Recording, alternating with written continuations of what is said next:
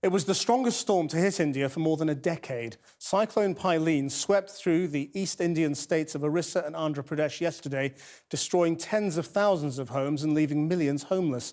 So far, 17 people are known to have died. And while that number is expected to climb, a large-scale relief operation providing food and shelter has now begun. Fasma Manji reports. The storm is over. You wouldn't describe these streets as calm, but there is a sense of relief that so many lives have been saved, even if their livelihoods have been destroyed. This damage is really, historical. Never happened like this. Although in 1999, super cyclone was here, but not like this. The cyclone hit the states of Andhra Pradesh and Orissa. Some of the hardest hit areas were Srikakulam, which relies on tourism. Ganjam, Puri and Jagatsinghpur in Orissa were also hit. There people live off the land, and it's likely to take some time before their industries are up and running. Hundreds of millions of pounds worth of crops have been wiped out. In the worst hit areas, some villagers say it will take 20 years to regenerate them. But people are determined to begin piecing together their lives. I heard from someone that my house has been destroyed. I'll go there now and check for myself. And so this farmer and his family head home, hoping for the best, but aware they may have lost everything. At the ports, about half of all boats have been damaged. Those who rely on fishing for their livelihoods are now appealing for financial help from the government. Rescue teams have begun ploughing through miles of wreckage to assess damage and get emergency supplies out. But many roads are still blocked and entire villages cut off with no power. Communication has been crippled. We are not in touch with the district administration. It's very logical that this should have happened. We in touch through each other, with each other rather, on radio.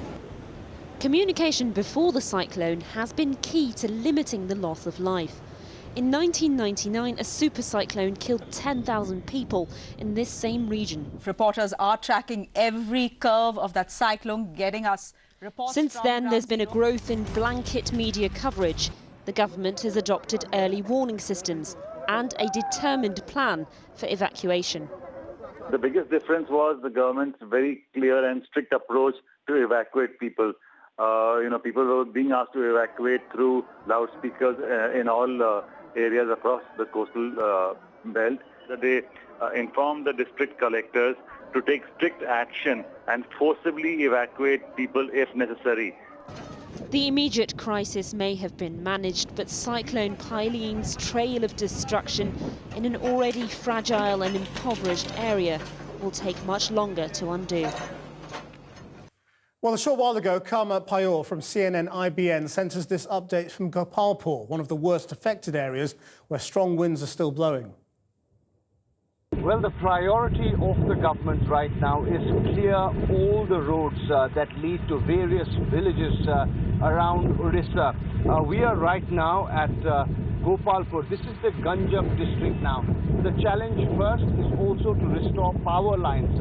As you can see, most of these electricity poles have gone down because of the cyclone. They bore the brunt of the cyclone, so all the power lines are down.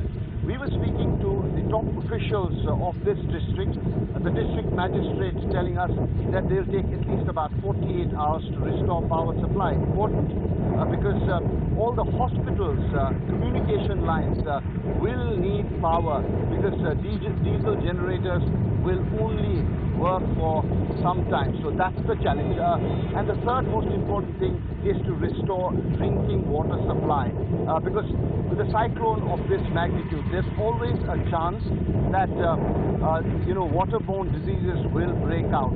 So water supply needs to be restored as soon as possible.